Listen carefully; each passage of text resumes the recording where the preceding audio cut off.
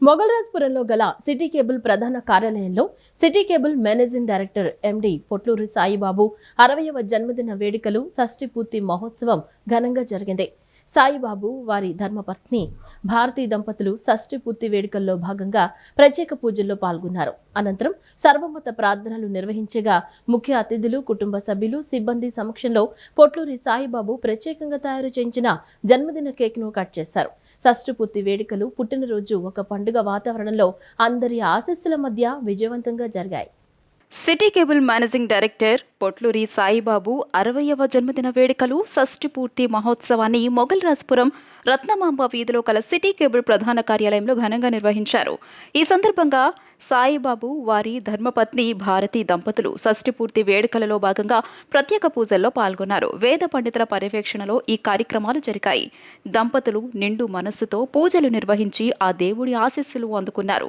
పూజా కార్యక్రమాల అనంతరం పుట్టినరోజు వేడుకలను మరింత ఉల్లాసంగా నిర్వహించారు.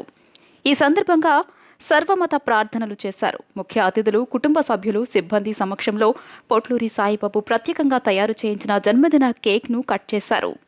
ఈ సందర్భంగా కార్యాలయం అంతా సందడి వాతావరణం నెలకొంది.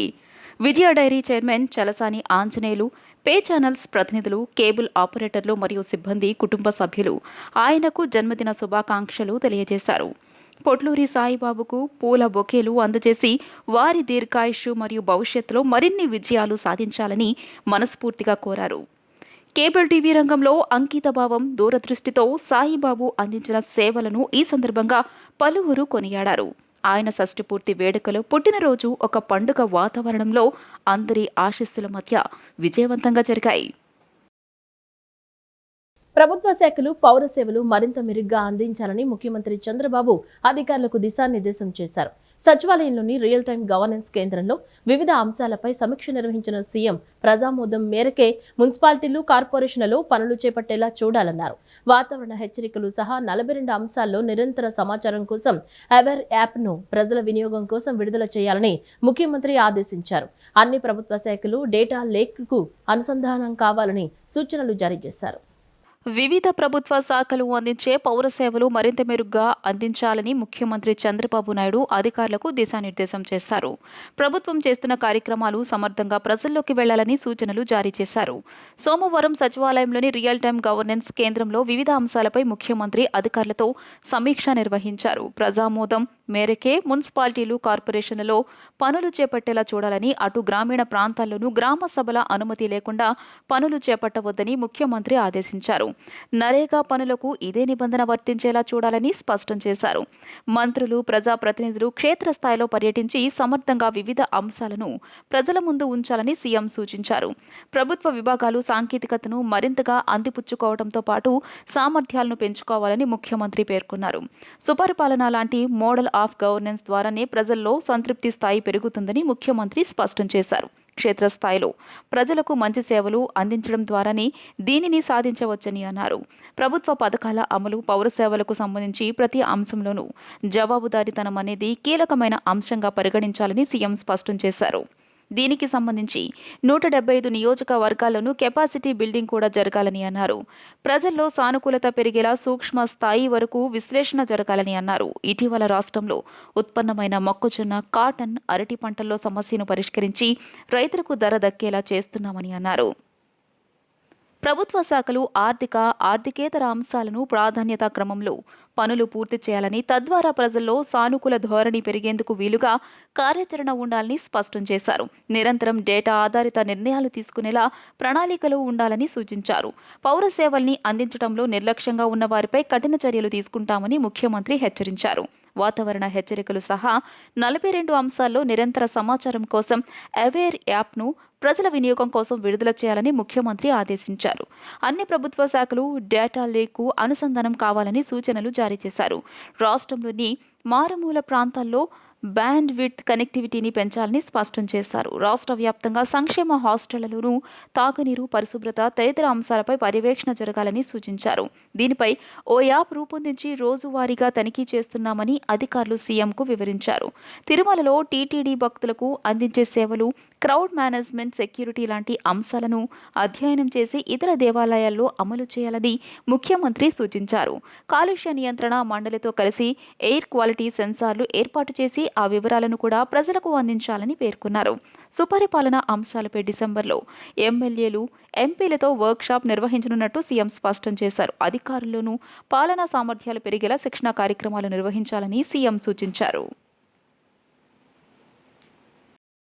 బడిలో పిల్లలకు చదువుతో పాటు నైతిక విలువలు కూడా నేర్పిస్తే సమాజంలో ఆశిస్తున్న మార్పును సాధించగలుగుతామని మంత్రి నారా లోకేష్ అన్నారు. పిల్లలకు అందించే బ్యాగులు, పుస్తకాలు, బెట్లపై రాజకీయపరమైన ఆనవాళ్లు లేకుండా చేశామని మంత్రి తెలిపారు. వాటిపై ఎక్కడ మంత్రి, ముఖ్యమంత్రి, ప్రధానమంత్రి ఫోటోలు లేవని, డాక్టర్ సర్వేపల్లి రాధాకృష్ణన్ పేరుతో విద్యార్థులకు కిట్స్ అందించామని తెలిపారు. డొక్కా సీతమ్మ పేరుతో మధ్యాహ్న భోజనం అందిస్తున్నామని, అలానే ప్రతి శనివారాన్ని నో బ్యాగ్ డేగా ప్రకటించామని వివరించారు. బడిలో పిల్లలకు చదువుతో పాటు నైతిక విలువలు కూడా నేర్పిస్తే సమాజంలో ఆశిస్తున్న మార్పును సాధించగలుగుతామని మంత్రి నారా లోకేష్ అన్నారు. పిల్లలను సరైన మార్గంలో పెట్టాల్సిన బాధ్యత ఉపాధ్యాయులందరిపైన ఉందని స్పష్టం చేశారు.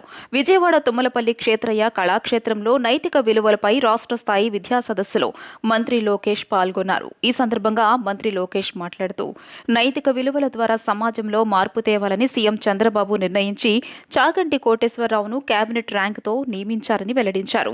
తాను అనేక మంది వ్యక్తులను కలిసినప్పుడు అంత కేబినెట్ ర్యాంక్ హోదా కావాలని కోరుకునేవారని, కానీ చాగంటికి కేబినెట్ ర్యాంక్ వచ్చినా కనీసం కప్పు కాఫీ కూడా తాగలేదని, కనీసం ప్రభుత్వ వాహనం ఉపయోగించలేదని తెలియజేశారు. అలాంటి గొప్ప వ్యక్తి ద్వారా ఈరోజు నైతిక విలువలపై పుస్తకాలు రూపొందించి మీ భవిష్యత్తు కోసం అందిస్తున్నామని మంత్రి అన్నారు.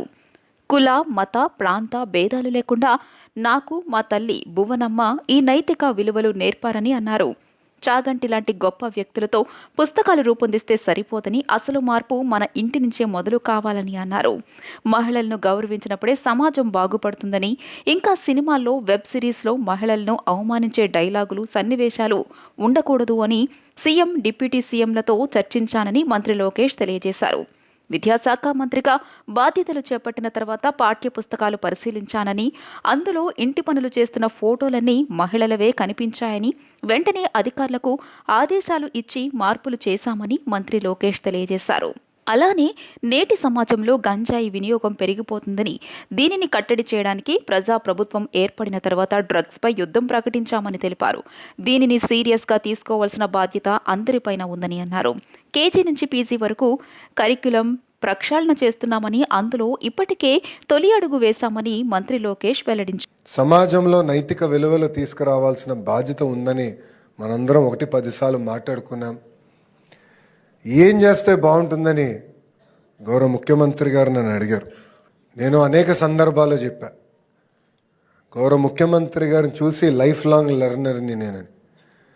సో గౌరవ ముఖ్యమంత్రి గారికి చెప్పా, మీరు ఏ నిర్ణయం తీసుకున్నా ఒక విద్యాశాఖ మార్చులుగా మేము ఆ నిర్ణయం కట్టుబడి ఉంటామంటే, అప్పుడు ఒక్క క్షణం కూడా ఆలోచించకుండా చాగంటి కోటేశ్వరరావు గారిని ఏకంగా క్యాబినెట్ ర్యాంక్ ఇచ్చి ఆంధ్ర రాష్ట్ర ప్రభుత్వానికి సలహాదారుగా నియమించారు గౌరవ ముఖ్యమంత్రి శ్రీ నారా చంద్రబాబు నాయుడు గారు.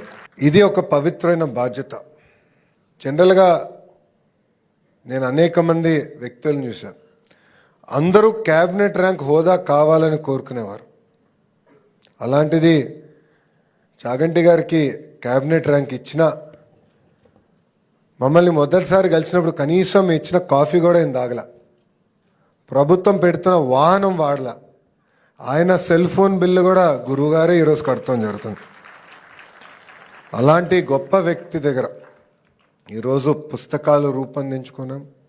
ఆ పుస్తకాలు మీ భవిష్యత్తు కోసం అందిస్తాం జరుగుతుంది. మట్టి కుండలాగా మారుతుంది, శిలా శిల్పం అవుతుంది, విత్తనం పెద్ద చెట్టు అవుతుంది. బడిలో పిల్లలకి చదువు, ఆటలతో పాటు నైతిక విలువలు అందిస్తేనే సమాజంలో ఏ మార్పు మనం ఆశిస్తున్నామో ఆ మార్పు మనం సాధించగలుగుతాం. అటామిక్ ఎనర్జీ గురించి అందరు తెలిసిన విషయం. ఆ ఎనర్జీని బాంబులాగా వాడితే హిరోషిమా, నాగసాగిలో జరిగిన విధ్వంసం మనందరం చూసాం. కానీ అదే ఎనర్జీని మనం విద్యుత్ తయారీకి వాడితే మొత్తం దేశాలే వెలిగించడానికి అవకాశం ఉంటుంది. అలానే పిల్లల్ని కూడా సరైన మార్గంలో పెట్టాల్సిన బాధ్యత ఇక్కడున్న ఉపాధ్యాయులందరిపైన కూడా ఉంది. కానీ విని ఎరుగని విధంగా రాష్ట్రంలో 51 లక్షల మెట్రిక్ టన్నుల ధాన్యం సేకరణను లక్ష్యంగా పెట్టుకున్నామని మంత్రి నాదెండ్ల మనోహర్ వెల్లడించారు. రైతులను ఆదుకునే దిశగా రైతు మిల్లర్లు కృషి చేయాలని సూచించారు. రైతు ఎక్కడ ఉన్నా తన వాట్సాప్ ద్వారా ఉన్న చోటనే తన కళ్లంలో ధాన్యాన్ని అమ్ముకునే విధానాన్ని తీసుకొచ్చామని మంత్రి పేర్కొన్నారు. అమరావతితో పాటు విజయవాడ వేగంగా అభివృద్ధి చెందుతుందని ఎంపీ కేశినేని శివనాథ్ పేర్కొన్నారు. తూర్పు నియోజకవర్గంలోని 8వ డివిజన్లో 93.08 లక్షల అంచనా వ్యయంతో చేపట్టనున్న వర్షపు నీటి డ్రైనేజీ నిర్మాణ పనులకు ఎమ్మెల్యే గద్దె రామ్మోహన్తో కలిసి పరిశీలించారు. విజయవాడ అభివృద్ధి కోసం సుమారు 2,000 కోట్ల నిధులు అవసరమవుతాయని అంచనా వేసినట్లు తెలిపారు.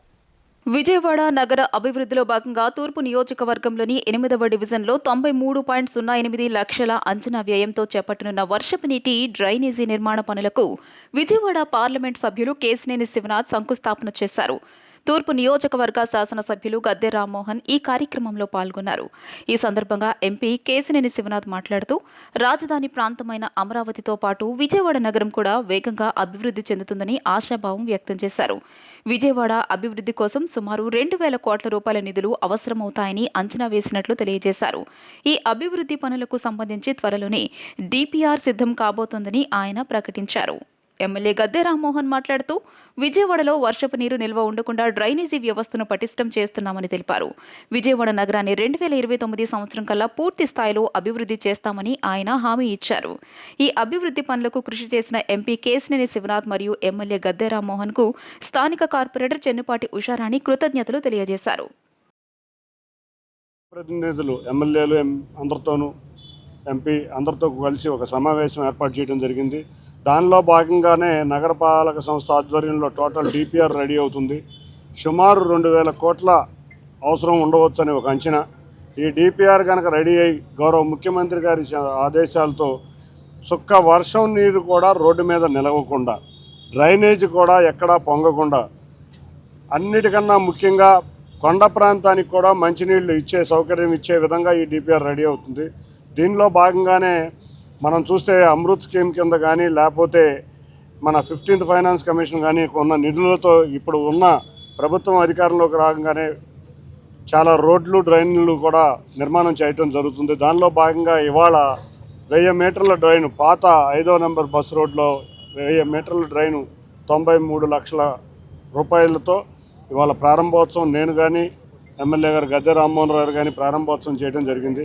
త్వరలో విజయవాడ నగరానికి ఇటువంటి శాశ్వత పరిష్కారం రావడానికి నేను కానీ గద్దె రామ్మోహన్ రావు కానీ మిగతా ఎమ్మెల్యేలు అందరం కూడా కలిసికట్టుగా డిపిఆర్ రెడీ అవ్వగానే గౌరవ ముఖ్యమంత్రి చంద్రబాబు నాయుడు గారి వద్దకు వెళ్ళి ఈ విజయవాడ నగరం మరింత అందంగా ఉండే విధంగా కృషి చేస్తామని అందరికీ. మీరు 1-2 రోడ్లు కాదు, నగరం మొత్తం కూడా పరిశుభ్రమైన నగరంగా తీర్చిదిద్దడానికి కావలసిన అవసరాల కోసం 250 కాదు, 500 కాదు, అవసరమైతే 1,500 కోట్ల రూపాయలతోనైనా ఒక డిపిఆర్ తయారు చేసుకుని ఆ డిపిఆర్ ప్రకారం ఈ 2 సంవత్సరాల కాలంలో నగరాన్ని పూర్తిగా అన్ని రోడ్లు, డ్రైన్స్, స్టార్మ్ వాటర్ డ్రైన్లు, అండర్ గ్రౌండ్ డ్రైనేజ్ వీటన్నిటి కూడా ప్రక్షాళన చేసి పరిశుభ్రంగా వేయటానికి డిపిఆర్ తయారు చేయడం జరుగుతోంది. మన ఎంపీ కేశినేని శివనాథ్ గారి నాయకత్వంలో ఆ డిపిఆర్ పూర్తయిన తర్వాత ముందుగా అండర్ గ్రౌండ్ డ్రైనేజీలు, తర్వాత స్టార్మ్ వాటర్ డ్రైన్లు, వాటికి టాప్ ప్రయారిటీ ఇచ్చి వర్షం పడిన చుక్క నీరు రోడ్ల మీద ఉండటానికి వీల్లేదు, అవి వెంటనే తరలి వెళ్ళిపోవాలని చెప్పి ఒక ఆలోచనతోను ఇక్కడ మాకు ఈ అభివృద్ధి చేయడానికి సహకరించిన లోకల్ ఏదైతే ఇక్కడ ఉన్న నివాసితులు కానీ అదే రకంగా ప్రతి ఒక్కరికి కూడా ప్రత్యేకంగా ధన్యవాదాలు తెలియజేసుకుంటున్నాం. ఎందుకంటే ప్రతి ఒక్క పని కూడా కొద్దిగా ముందైనా వెనకైనా కూడా ఇక్కడ ఉన్న రెసిడెంట్స్ అందరూ కూడా చాలా ఓర్పుతో ప్రతి ఒక్క పని కూడా అధికారుల దృష్టికి తీసుకెళ్లడంలో చాలా సహకరించారు. ఇలా నా డివిజన్లో అయితే మరి ముఖ్యంగా చెప్పాలంటే ప్రతి కాలనీలో కూడా ఇట్లా ప్రతి ఒక్కరు కూడా మాకు సహకరిస్తున్నందుకు చాలా సంతోషం. ఈరోజు మా ఎమ్మెల్యే గారు కానీ మా ఎంపీ గారు కానీ నేను కానీ ఇలా ప్రజాసేవలో చేయడానికి మీరందరూ కూడా మంచి పాత్ర మీరందరూ కూడా మా వెనుకున్నారు కాబట్టి ఈ రకంగా మేము ఈ సేవ చేయగలుగుతున్నాం.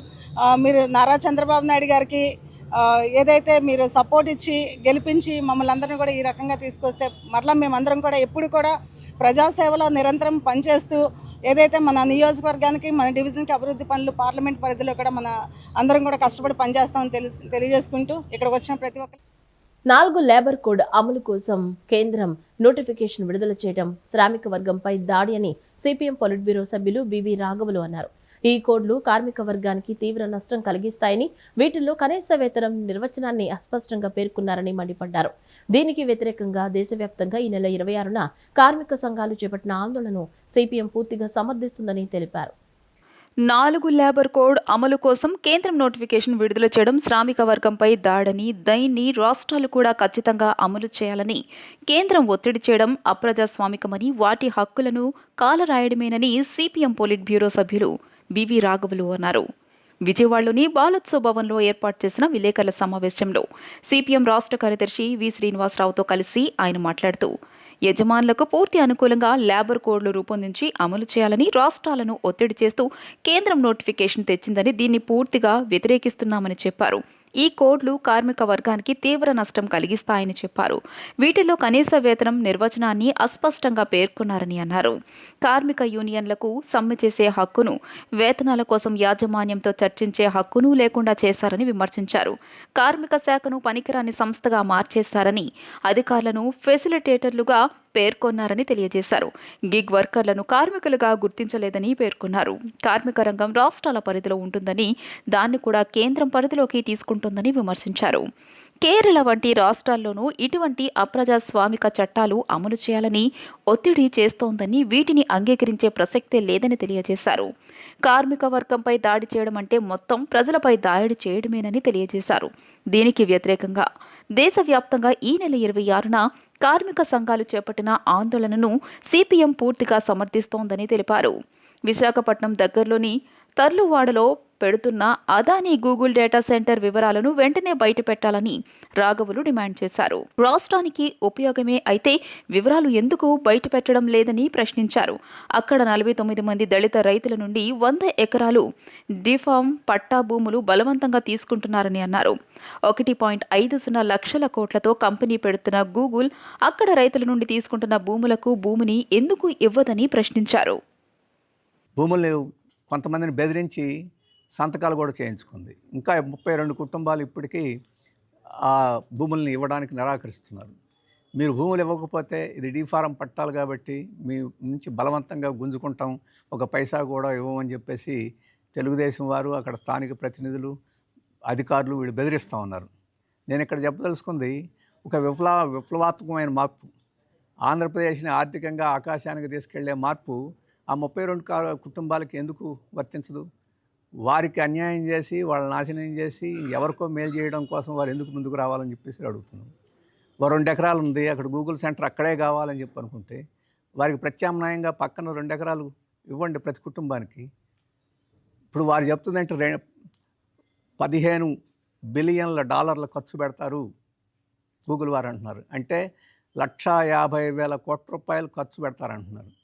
అంత పెద్ద ఖర్చులో ఈ 32 రైతులకి 2 ఎకరాల వంతున భూమిని కొనివ్వలేరా? ఆ డబ్బులో వీళ్ళనింత పాతాళానికి నెట్టి వారికి అంత ఆకాశం అంత లాభం చేకూర్చాల్సిన అవసరం ఉంది.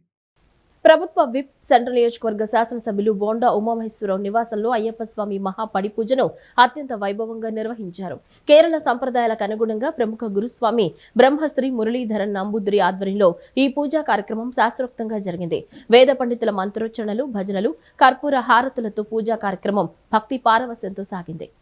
ప్రభుత్వ విప్ విజయవాడ సెంట్రల్ నియోజకవర్గ ఎమ్మెల్యే బోండా ఉమామహేశ్వరరావు నివాసం ఆధ్యాత్మిక శోభను సంతరించుకుంది.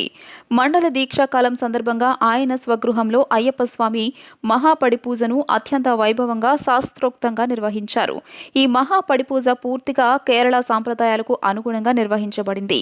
ప్రముఖ గురుస్వామి బ్రహ్మశ్రీ మురళీధరన్ నంబూద్రి ఆధ్వర్యంలో ఈ పూజా కార్యక్రమం జరిగింది. పండితులు వేద మంత్రాలను ఉచ్చరిస్తూ పూజను నిర్వహించగా ఇల్లంతా భక్తి పారవశ్యంతో నిండిపోయింది. పడిపూజ వేదికను రంగురంగుల పుష్పాలు, మాలలు, సుగంధ ద్రవ్యాలు మరియు దీపాలతో ఆకర్షణీయంగా అలంకరించారు. ఈ దివ్య అలంకరణ భక్తులను ఎంతగానో ఆకట్టుకుంది. ఈ పవిత్ర కార్యక్రమంలో అయ్యప్ప దీక్ష ధరించిన వందలాది మంది స్వాములు, శివస్వాములు, భవానీలతో పాటు నగరంలోని పెద్ద సంఖ్యలో భక్తులు హాజరయ్యారు. భక్తులంతా స్వామియే శరణమయ్యప్ప అనే శరణు ఘోషలతో ప్రాంతాన్ని మార్మోగించారు. ఈ భక్తి పారవస్యంతో కూడిన వాతావరణం భక్తులందరికీ దివ్యానుభూతిని అందించింది. మంత్రోచ్చరణలు, అయ్యప్ప భజనలు మరియు కర్పూర హారతులు పూజా కార్యక్రమాన్ని శిఖరాగ్రానికి చేర్చాయి. ఈ సందర్భంగా ఎమ్మెల్యే బోండా ఉమామహేశ్వరరావు మాట్లాడుతూ మండల దీక్షా కాలంలో నిర్వహించే పడి పూజలకు విశిష్టమైన ప్రాముఖ్యత ఉందని పేర్కొన్నారు. అయ్యప్ప స్వామి అనుగ్రహం వల్ల భక్తుల జీవితాల్లో శాంతి, సౌభాగ్యం వెల్లివిరియాలని, ముఖ్యంగా సమాజంలో ధర్మం సుస్థిరంగా నిలబడాలని, అందరూ సుఖ సంతోషాలతో ఉండాలని ఆకాంక్షించారు. ఆవాహనం చేసి కలశ పూజ చేసి ఆ కలశం అభిషేకం చేస్తారు స్వామి. అదేవిధంగా అలాగే కేరళ జరిగేది. అదేవిధంగా ఈరోజు మనకు అందరికీ ఈ యొక్క అదృష్టం కల్పించారు స్వామి. ఎందుకంటే ఎంతోమంది పడి పూజ చేస్తున్నారు. ఇది కేరళ సంప్రదాయ ప్రకారం శబరిమల జరిగినటువంటి పడి పూజ సంప్రదాయం ఇది స్వామి. అన్ని ముద్రతోనే ఉంటుంది, మీకు అందరికీ తెలుసు. అయినా చెప్తున్నా స్వామి, అందరూ కూడా ఇంకొక గంట కలశ పూజ అయింది, ఇంకా నెక్స్ట్ పడి పూజ. ఈ పడి పూజ చూడలేని ఎంతోమంది భక్తులు ఇక్కడ ఉన్నారు. అందరూ కూడా అది చూడండి స్వామి. ప్రధానమంత్రి ఆవాస్ యోజన ఎన్టీఆర్ హౌసింగ్ ద్వారా ఇళ్ల కోసం పేదలు దరఖాస్తులు చేసుకోవచ్చని మహిళా సహకార ఆర్థిక సంస్థ చైర్పర్సన్ పీతల సుజాత తెలిపారు. ఆవాస్ ప్లస్ యాప్ను ద్వారా పేదలు ఇంటి నుంచే దరఖాస్తు చేసుకోవచ్చని చెప్పారు. సిఫార్సులు, అక్రమాలు లేకుండా ఆవాస్ ప్లస్ యాప్ ద్వారా లబ్ధిదారుల ఎంపిక జరుగుతుందన్నారు. జగన్ పెండింగ్ పెట్టిన ఇళ్లు పూర్తి చేయాలని కూటమి ప్రభుత్వం యుద్ధ ప్రాతిపదికన చర్యలు తీసుకుంటోందని తెలిపారు. గత వైసీపీ ప్రభుత్వ హయాంలో అక్రమంగా సొంత వారికే ఇళ్ల కేటాయింపులు చేస్తే ఇప్పుడు ఎటువంటి అక్రమాలు, అవినీతి లేకుండా అత్యంత పారదర్శకంగా ఆవాస్ ప్లస్ యాప్ ద్వారా నూతన ఇళ్లకు దరఖాస్తులు, కేటాయింపులు జరుగుతున్నాయని మాజీ మంత్రి, ఏపీ మహిళా సహకార ఆర్థిక సంస్థ చైర్మన్ పీతల సుజాత అన్నారు. మంగళగిరిలోని తెలుగుదేశం పార్టీ కేంద్ర కార్యాలయంలో మీడియా సమావేశం నిర్వహించిన సుజాత గ్రామీణ ప్రాంతాల్లో నూతన గృహాల కోసం దరఖాస్తుల సమయం మరో 6 రోజులే ఉన్నందున అందరూ సద్వినియోగం చేసుకోవాలని కోరారు. ఈ సందర్భంగా ఆమె మాట్లాడుతూ గ్రామీణ ప్రాంతాల్లో పేదల సొంతింటి కల నెరవేర్చాలనే లక్ష్యంతో కేంద్ర, రాష్ట్ర కూటమి ప్రభుత్వం కలిసి పీఎంఏవై ఎన్టీఆర్ హౌసింగ్ పథకంను అమలు చేస్తోందన్నారు. పేదల స్వప్నాలను సాకారం చేయడానికి కూటమి ప్రభుత్వం సమగ్ర చర్యలు తీసుకుంటుందని తెలియజేయడం చాలా సంతోషంగా ఉందని తెలిపారు. 2029 నాటికి ప్రతి పేదవారికి సొంత ఇల్లు ఉండాలనే దృఢ సంకల్పంతో కూటమి ప్రభుత్వం ముందుకు సాగుతోంది. ప్రభుత్వ సేవలు ప్రజల ఇళ్లకే చేరాలనే ఉద్దేశంతో మధ్యవర్తుల అవినీతికి తావు లేకుండా ఆవాస్ ప్లస్ యాప్ని ప్రభుత్వం ప్రవేశపెట్టిందని గుర్తు చేశారు. ఈ యాప్ ద్వారా గ్రామీణ ప్రాంతాల్లోని పేదలు ఇంట్ల నుంచే మొబైల్లో ఇళ్లు కోసం దరఖాస్తు చేసుకోవచ్చు అని ఆమె సూచించారు. ఈ ఇసుక పేరుతో కూడా చాలా దందాలు చేస్తారు వైసీపీ గవర్నమెంట్లో. అసలు మామూలు మోసాలు చేయలేదు. ప్రజల్ని ఎన్ని ఇబ్బందులు పెట్టేశారంటే, ఎంత అవినీతి చేసేసి ప్రజలకు ఇచ్చిన హామీ నెరవేర్చకుండా వైసీపీ గవర్నమెంట్లో దోచుకుని తినేశారు మొత్తం. టీడీపీ టైంలో కట్నీ కూడా ఇవ్వకుండా చాలా ఇబ్బందులు పెట్టేశారు. అదేవిధంగా ఓటీఎస్ పేరుతో వాలంటీర్స్ ద్వారా వాళ్ళ ఇష్టం వచ్చినట్టు ఒత్తిడి తీసుకొచ్చి సంక్షేమ పథకాలు ఆపేస్తామని రకరకాలుగా చెప్పి ప్రజలందరినీ కూడా చాలా ఇబ్బంది పెట్టేశారు. సో అవన్నీ కూడా, ఆ ఇబ్బందులు ఏమీ కూడా ఈ కూటమి ప్రభుత్వంలో లేకుండా చక్కగా ఏ బెదిరింపులకి, ఏ అవినీతికి ఆస్కారం లేకుండా ఈ రోజున కూటమి ప్రభుత్వంలో పక్కా ఇల్లు, పేదల సొంత ఇంటి కల నెరవేర్చే విధంగా కూటమి ప్రభుత్వం ముందుకు వెళుతుంది. ఒక లక్ష్యంతో ముందుకు వెళ్తుంది. కాబట్టి ప్రజలందరూ కూడా దీన్ని సద్వినియోగం చేసుకోవాలని మనస్ఫూర్తిగా కోరుకుంటున్నానండి. Thank you. సమాజం తలదించుకునేలా వైసీపీ నేతల భాష ఉందని ఏపీ గ్రంథాలయ పరిషత్ చైర్మన్ గోనుగుండ్ల కోటేశ్వరరావు ధ్వజమెత్తారు. వారి తీరు, ఆ పార్టీ అధినేత జగన్ వైఖరి ఇలాగే కొనసాగితే 2029 ఎన్నికల్లో పులివెందులలో కూడా వైసీపీ ఓటమి ఖాయమని పేర్కొన్నారు. మంగళగిరిలోని టీడీపీ కేంద్ర కార్యాలయంలో నిన్న ఆయన విలేకరులతో మాట్లాడారు. వివిధ ఆర్థిక నేరాల్లో A1గా ఉన్న జగన్ వాటి నుంచి తప్పించుకోవడానికి విచారణకు హాజరు కాకుండా జాప్యం చేస్తున్నారని విమర్శించారు. జగన్మోహన్ రెడ్డి 2004-9 మధ్య తండ్రి అధికారాన్ని అడ్డుపెట్టుకొని కిట్ ప్రోకోలో 1,00,000 కోట్ల అవినీతికి పాల్పడ్డాడు. 2019-24 మధ్యలో 3 లక్షల కోట్ల రూపాయల అవినీతికి పాల్పడి అటువంటి సొమ్ముతోటి ఇంకా కూడా నేను రఫా నేను మళ్ళీ అధికారంలోకి వస్తా అని కలలు కంటున్నారు. జగన్మోహన్ రెడ్డి, మీరు అధికారంలోకి రావటం కల్లా ఒక్కసారి అవకాశం ఇమ్మని చెప్పి ప్రజల్ని మోసం చేస్తే ప్రజలు మీ మాట నమ్మి ఒక్కసారి అవకాశం ఇచ్చిన నేరానికి ఆంధ్రప్రదేశ్ రాష్ట్రం ఎంత నష్టపోయిందో ప్రజలంతా కూడా గ్రహించారు. ఆ 5 సంవత్సరాలు చూశారు కదా. ఈ రోజున రాజధాని లేని రాష్ట్రంగా తయారు చేసి రైతుల్ని ఇబ్బంది పెట్టారు, మహిళల్ని ఇబ్బంది పెట్టారు, మైనారిటీలను ఇబ్బంది పెట్టారు. వక్ఫ్ ఆస్తులు ముస్లిం సమాజానికి ఊపిరి లాంటివని, ప్రాణాలు పణంగా పెట్టైనా వాటిని రక్షించుకుంటామని పలు ముస్లిం సంఘాల నేతలు పేర్కొన్నారు. ఏప్రిల్ 2025 బిల్లు రూపొందించిన నాటికి వక్ఫ్ జాబితాలో చేరి ఉన్న భూములన్నింటినీ తిరిగి వక్ఫ్ ఉమీడ్ పోర్టల్లో చేర్చాలని కోరారు.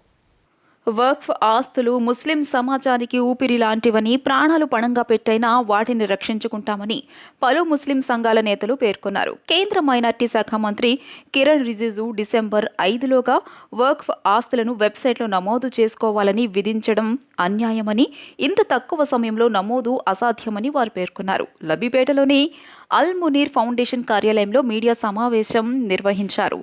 ఈ సమావేశంలో ముస్లిం జేఏసీ రాష్ట్ర కన్వీనర్ మునీర్ అహ్మద్ షేక్ మాట్లాడుతూ ముస్లిం సమాజానికి ప్రమాదం పొంచి ఉందని ఆవేదన వ్యక్తం చేశారు. మైనార్టీల ఆస్తుల నమోదులో తీవ్రమైన సాంకేతిక సమస్యలను సత్వరం రాష్ట్ర ప్రభుత్వం పరిష్కరించాలని కోరారు. ఏప్రిల్ 2025 బిల్లు రూపొందిన నాటికి వక్ఫ్ జాబితాలో చేరి ఉన్న భూములన్నింటినీ తిరిగి వక్ఫ్ ఉమీడ్ పోర్టల్లో చేర్చాలని, ప్రతి ఆస్తి, వాటి హద్దులు, వైశాల్యం, ప్రాపర్టీ ఫోటోలు వక్ఫ్ బోర్డ్ ఇన్స్పెక్టర్ సహాయంతో ముజావర్లు సంరక్షణ చేసే బాధ్యులు ప్రతి ఆస్తిని డిసెంబర్ 5, 2025లోగా నమోదు చేయాలని కేంద్ర డెడ్లైన్ విధించిందన్నారు. కేవలం 2 వారాల్లో వక్ఫ్ నమోదు కాలపరిమితి ముగుస్తోందని, రాష్ట్రంలో దాదాపు 65,000 ఎకరాలు వక్ఫ్ భూములు ఉన్నాయి. అందులో 4,748 సంస్థలు వక్ఫ్ బోర్డు గెజిట్లో నమోదై ఉన్నాయని, వాటన్నిటినీ యథాతథంగా తిరిగి ఉమీద్ పోర్టల్లో నమోదు చేయాలని డిమాండ్ చేశారు. ఎవరైతే మైనారిటీ మినిస్టర్స్ కేంద్రంలో ఉన్నారో రిజిజు గారు ఒక లెటర్ ఇచ్చారు. ఆ లెటర్లో ఆయన ఏం చెప్తున్నారంటే డెడ్ లైన్ 5వ తారీఖు ఉంది, 5వ తారీఖు వరకు మీరు కనుక నమోదు చేసుకోకపోతే మొత్తం ఆస్తులు కూడా మేము ప్రభుత్వ పరం చేసుకుంటామని చెప్పేసి డైరెక్ట్ లెటర్ ఇచ్చారు. అందరి చీఫ్ మినిస్టర్లు కూడా లెటర్ పంపించడం జరిగింది. ఇంత సీరియస్ అంశాన్ని కూడా ఎవరు పట్టించుకోకపోతే రేపు ముస్లిం సమాజానికి చెందిన భూములు ఏం కావాలని ఈరోజు మనం ప్రశ్నిస్తున్నాము. కాబట్టి తప్పకుండా దీనిపైన ముఖ్యమంత్రి గారు స్పందించి తగిన సమయం కేంద్రం నుంచి ఇప్పించాలి. అదేవిధంగా ఇక్కడ కలెక్టర్లకు కూడా సూచనలు ఇవ్వాలి. ఎందుకంటే చాలా మసీదులు వాటి ఏదైతే పేపర్లు కావాలో అవి చాలా పురాతనమైనవి కాబట్టి వాటికి కూడా పోర్టల్ ఎక్కించే ప్రయత్నం చేయాలి. ఉద్యోగాల గురించి కానీ, విద్య గురించి కానీ, వైద్యం గురించి కానీ, పరిశ్రమల గురించి కానీ ఎవరు మాట్లాడతలేదు. ఇవాళ మమ్మల్ని ఈ వక్ఫ్ అనే దాంట్లో మమ్మల్ని బిజీ చేసేసి వాళ్ళ పనులు వాళ్ళు చేసుకుంటున్నారు. కాబట్టి మేము అందరితో కోరేది, అటు కేంద్ర ప్రభుత్వం కానీ, ఇటు రాష్ట్ర ప్రభుత్వం కానీ, ఇటు రాష్ట్ర నాయకులు కానీ, ప్రజానాయకులు కానీ, ఇది మా ముస్లిం సమాజంపై ఒక పెద్ద చెడు కలలాగా మిగిలిపోయింది. కాబట్టి మీరందరూ ముందుకు వచ్చి గళం విప్పి మా పక్షాన నిలబడాలి. ఈ 6 నెలల గడువు మాకు సరిపోదు, ఈ గడువును పొడిగించాలి. ఇన్షాల్లా మేము తప్పకుండా పోర్టల్లో నమోదు చేసుకుంటాం. మేము సిద్ధంగా ఉన్నాం, మేము పోరాటానికి కూడా సిద్ధంగా ఉన్నాం. ఒకవేళ జబర్దస్తిగా మా భూములు లాక్కుంటానికి ప్రభుత్వం పన్నాగాలు పనితే కానీ ఎలాగైతే ఎన్ఆర్సీ ముస్లింస్తో ఉన్నాం, వాళ్ళకి ఎటువంటి ఇబ్బంది లేకుండా అలాగే ఈ వఫాస్తులు కూడా మేము కాపాడుతామని చెప్పారు. ఈ గడువుని ఇమ్మీడియట్గా ఈ ప్రభుత్వం మరి సెంట్రల్ ప్రభుత్వానికి ఒప్పించి వారు కనీసం ఈ చొరవన్న తీసుకోవాలి. అమెండ్మెంట్స్లో వాళ్ళు చెప్పినటువంటి ఏది కూడా జరగలేదు. ఒక వక్ఫ్ యూజర్ని కొంత ఏదో మార్పు చేసామని చెప్పారు. సరే, ఏదైనప్పటికీ ఈ గడువుని పొడిగించడం అనేది తప్పనిసరి. పొడిగించి ఈ ఆస్తులన్నింటినీ కాపాడవలసిన బాధ్యత కేంద్ర రాష్ట్ర ప్రభుత్వాలది ఉంది. ప్రత్యేకించి నారా చంద్రబాబు నాయుడు గారు దీని మీద దృష్టి సారించాలని చెప్పి మేము ఇక్కడ ప్రెస్ మీట్ ద్వారా ఈ ప్రభుత్వానికి అలాగే నాయకులకి అపోజిషన్ లీడరు వారికి కూడా మేము కోరుతున్నాం ఈ ఆస్తులన్నింటినీ కూడా కాపాడాలి.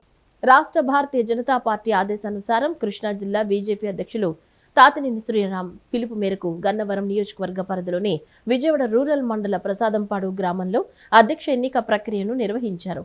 కృష్ణా జిల్లా బీజేపీ ప్రధాన కార్యదర్శి, జిల్లా బీజేపీ ఎన్నికల assistant returning officer Angadala Satish, జిల్లా కార్యదర్శి, విజయవాడ రూరల్ మండలం ఎన్నికల రిటర్నింగ్ ఆఫీసర్ సింగవరపు భాస్కర్ గణేష్ ఆధ్వర్యంలో మండల బీజేపీ ఎన్నికను విజయవంతంగా నిర్వహించారు.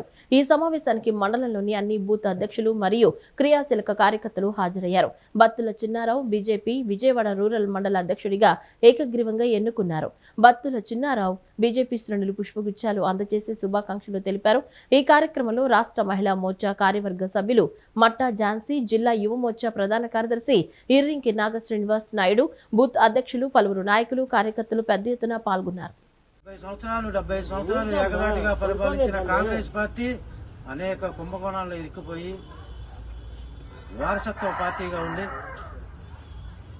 ఇందిరాగాంధీ, రాజీవ్ గాంధీ, రాహుల్ గాంధీ, సోనియా గాంధీ వీళ్ళ నాయకత్వంలో పనిచేస్తుంది. కానీ భారతీయ జనతా పార్టీ సిద్ధాంతం కోసం, కార్యకర్తల కోసం పనిచేసే పార్టీ. అంతగా గతంలో చూసాం వాజ్పేయి గారు మరి ఆడపడుచులు కట్టెల పొయ్యి మీద ఉంటే ఆ రోజున గ్యాస్ బండ్ల పథకం తీసుకొచ్చి వాజ్పేయి గారి నాయకత్వంలో మరి మహిళలకి లబ్ధి చేకూర్చడం జరిగింది. అట్లాగే వారసత్వం కాదు, వాజ్పేయి గారి కొడుకులు ఉన్నారంటే ఎవరు లేరు. అట్లాగే మోడీ గారు వచ్చారు. రేపు ఇంకెవరు వచ్చినా సరే పార్టీ ఉంటుంది, నాయకులు మారినా కూడా కార్యకర్తలు మారరు. కార్యకర్తలు ఏంటంటే సిద్ధాంతం కోసం పనిచేసే పార్టీ భారతీయ జనతా పార్టీ. అందుకు మనందరం గర్వపడాలని చెప్పి సందర్భంగా తెలియజేస్తూ ఈ రోజున నేను మరి ఇక్కడ ఎవరైనా ప్రపోజల్ చేస్తున్నారా, మండలాధ్యక్షుడిగా ఎవరు ఎన్నుకోవాలనేది ఎవరైనా ప్రపోజల్ చేస్తున్నారా, ఈ మండలంలో ఎవరుంటే బాగుంటుందని చెప్పి ఎవరైనా చెప్తారా మీలో ఎవరన్నా? ఈ వార్తలు ఇంతటితో సమాప్తం. నమస్కారం.